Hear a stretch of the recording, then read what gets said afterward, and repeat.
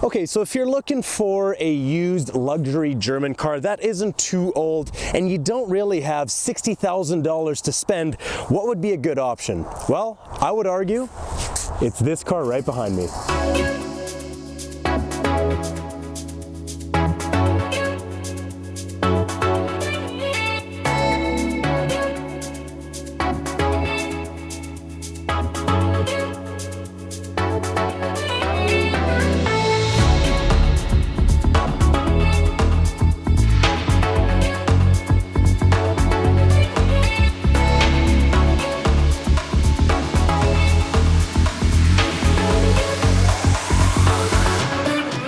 How's it going, everybody? Welcome back to another video. My name is Alex. You're watching Izzy's Autos, and today we have a very nice German luxury sedan that really does not need much of an introduction.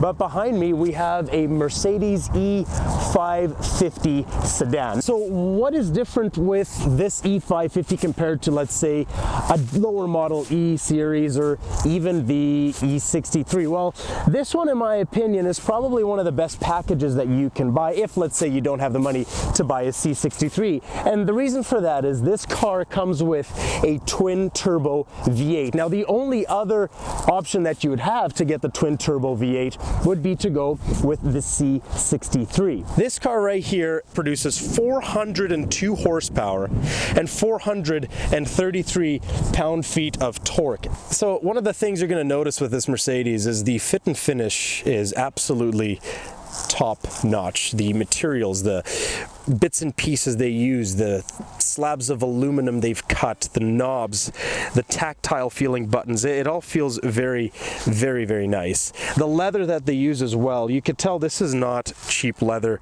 by any means. The seats are very comfy, very plush. Even the steering wheel feels fantastic as well. The dark piano finish, I think, looks excellent, and it just ties everything in so nicely. Given that everything is finished in black in here, you've got a really great panoramic sunroof here. The difference is there is going to be that little beam, and I would imagine that's for chassis rigidity, but it does open on both sides, front and on the rear. Nice feature to have there. And yeah, just overall it feels really nice. Headroom as well. There is plenty of space here for me. I am about 5'9", 5'8", give or take, and there's still plenty of room up here. I'm not anywhere close to hitting on top. And the beautiful thing, I don't know if the camera can catch this that well, but it's either suede or Alcantara on here. A really nice part that I like about what Mercedes and what they've done here, they've included these climate control vents for the back. This is excellent.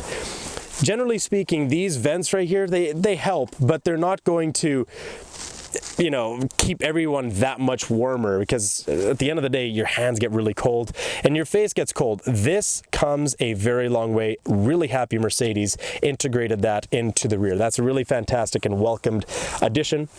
Aside from that, the rear space in here is fantastic. Tons and tons of room. Lots of leg room, lots of headroom. The seats are incredibly comfortable as well. I could be sitting back here for quite some time on a long road trip, and I really would not be disappointed whatsoever. All right, let's start this car up and let's take it for a drive. All right, so when you get it behind the wheel of this Mercedes, before we get going here, first thing you're gonna notice is the seat belt starts to tug on you. I don't know why that's the case, but it is what it is. Maybe it's just a way of reassuring that you bought a very expensive car. But the one thing you're gonna notice right off the bat, extremely comfortable seating position. These seats are very plush. The headrest, you just want to rest your head on it. It's just very comfortable. The steering wheel feels really nice, and just everything is laid out quite well, in my opinion. It isn't too complicated overall. The one thing I will say though is the multimedia system I am not too keen on. I'm not sure if it made much sense to separate. So you have your little dial over here, which can change your radio that you're on, or zooming in and out of the map and all these things. So that's used to function there. But if you want to adjust the volume, you're going to have to turn it off right here, which is kind of annoying. And then you also have all of these buttons right here for radio, nav, and telephone, and a very retro dial pad, which you don't really see too much. I think that's kind of cool that they included that. It's just a little odd, but nonetheless, you also have your heated seats and cooled seats in the front. Super nice, a very nice thing to have in the winter time. And you also have a heated steering wheel as well. All right, so the one thing you're gonna notice right off the bat when you're driving this Mercedes is just how comfortable and relaxing the drive is. The gas pedal, the brake pedal, everything is just very subtle, composed, and soft. It's not a very aggressive design in this vehicle here. The one thing you will notice is engine tone. Even when it's in comfort mode, and we got the suspension set into comfort mode, everything is just in its eco mode, if you will. You do hear quite a bit of the engine, and you can listen to that right now. And I don't have a problem with that, because this engine sounds so mean, so gurgly and burbly. Honestly, this, in my opinion, is an absolute sleeper of a car. You could buy this E550, and I guarantee there are tons of tunes that you can put on this car to liven it up and really give E63s a run for their money, or any other sedans at that matter. It's just it's just a sleeper in disguise. Right now, for example, we're just cruising at 60 kilometers an hour, which is about 40 miles per hour, and we're just at 1,000 RPM, coasting at 1,000 RPM. That is very, very low. That said, though, there is one thing you are going to notice with the Mercedes E550 with the twin turbo, and that is fuel economy. And at the end of the day, it's kind of going to be expected, because it is a V8. It is going to go through a lot of gas. It's just a bigger engine with two turbos on top of that. So when it comes to fuel efficiency, it's not going to be the best. All right, well, let's test out the acceleration and see how nice this is.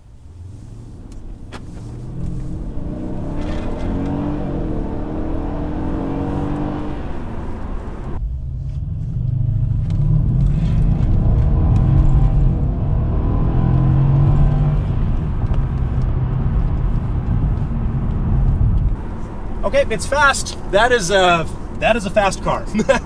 And that was only in comfort mode. That wasn't even in sport mode. The transmission, pretty responsive overall. Right when I put my foot down, it downshifted, got it up to about 4,500 RPM to get that optimal amount of torque. And yeah, that was pretty fast. And it felt like a mid 4-second, high 4-second car, without a doubt. So that was actually quite welcome there. Now, it's not the most quiet luxury cars I've ever driven. I'll actually be quite honest. You do hear a little bit of road noise, a little bit more than I was actually expecting, in all honesty. But that said, going over bumps as I am right now, it's just so comfortable. It just floats over bumps. If you go over a really big dip, the car just settles itself and eases back in to maintain a nice, stable and comfortable ride. When it comes to just comfort overall, the E550, and it spells Mercedes, it spells that quality that they're known for. If there's one word that I can describe with the Mercedes E550 in a nutshell, the word is effortless. Everything about the driving experience on this car is absolutely effortless. To the moment you take off, with it having in my opinion, a very, very nicely calibrated acceleration pedal or throttle. It's not too quick, it's not too slow, it's really, really nicely calibrated. Like top notch there to Mercedes. To the brake pedal that again just has that little bit of forgiveness that you're looking for, but can still then really bite on the brakes when you need it.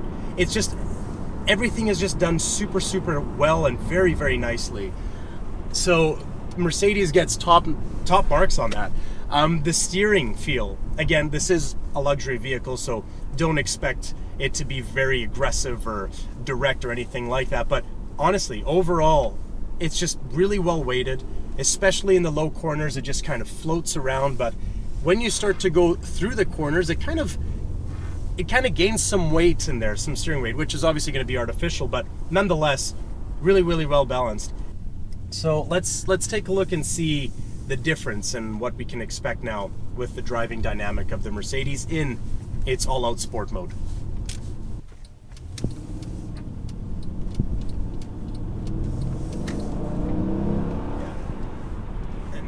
that's 80 already. Just let's see what the torque is like when we're coasting at about 70 kilometers an hour, which will be about 45 miles per hour.